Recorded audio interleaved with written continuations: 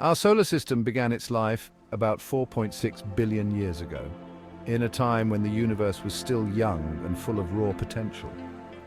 It wasn't much to look at back then, just an unremarkable patch of space. Imagine a vast cloud of gas and dust, a cosmic nursery known as the solar nebula, where the seeds of stars and planets are sown.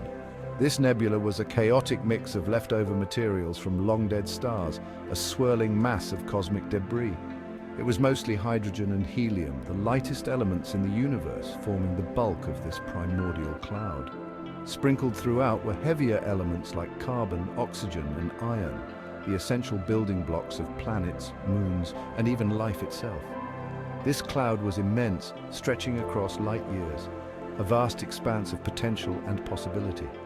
It was also surprisingly cold, just a few degrees above absolute zero, a frigid environment where molecules moved sluggishly. But hidden within this cold, dark cloud was the potential for something extraordinary, a cosmic transformation waiting to happen. Like a seed waiting to sprout, the solar nebula held the ingredients and the energy to birth a star and its planetary system, setting the stage for the creation of our solar system.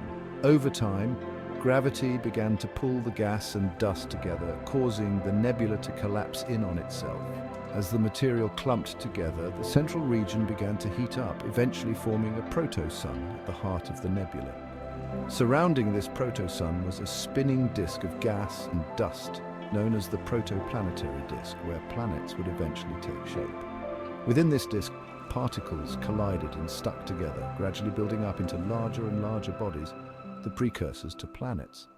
And so, from this humble beginning, our solar system was born, a testament to the incredible processes that shape the universe.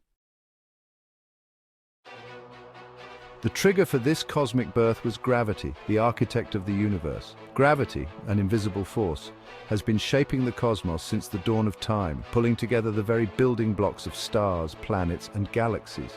Gravity is a force of attraction between any two objects with mass. It is the glue that binds the universe, ensuring that celestial bodies remain in their orbits and that galaxies hold their shape.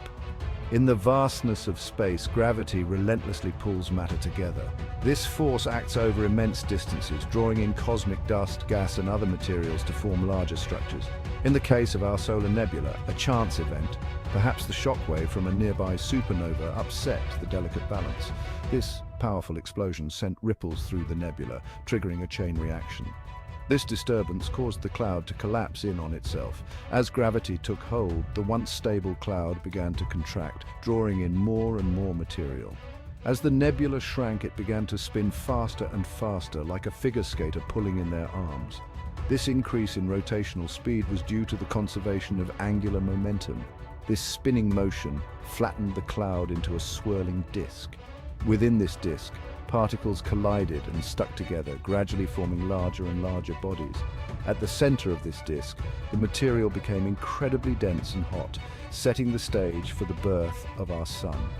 The intense pressure and heat eventually ignited nuclear fusion, giving rise to a new star. At the heart of the collapsing nebula, gravity continued to pull matter inward, relentlessly increasing the pressure and temperature. This process was slow but unstoppable, as the nebula's core grew denser and hotter with each passing moment. The temperature soared to millions of degrees, creating an environment so extreme that it defied imagination. The core became a cauldron of seething plasma, where atoms collided with unimaginable force. Under these extreme conditions, something incredible happened: nuclear fusion.